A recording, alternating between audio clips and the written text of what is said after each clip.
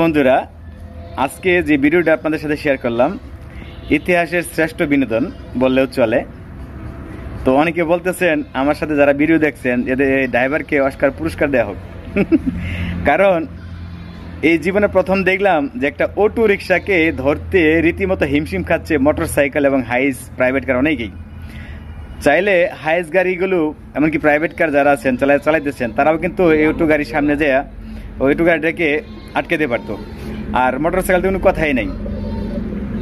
আর পুলিশের গাড়ি যেগুলো ওরা চাইলে যেভাবে ইচ্ছে সেভাবে গাড়ি চালাতে পারে, ওদেরকে সাইড দিতে যে কোনো গাড়ি বাধ্য।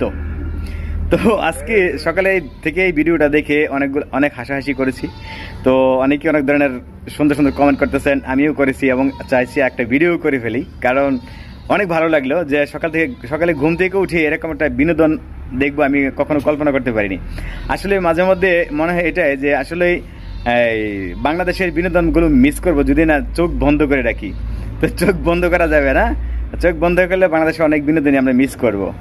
তো অসংখ্য ধন্যবাদ আজকের এত সুন্দর ভিডিও উপহার দেওয়ার জন্য সাংবাদিক ভাইদেরকে।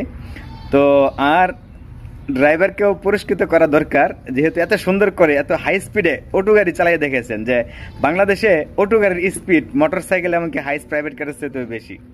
অনেক অনেক ধন্যবাদ।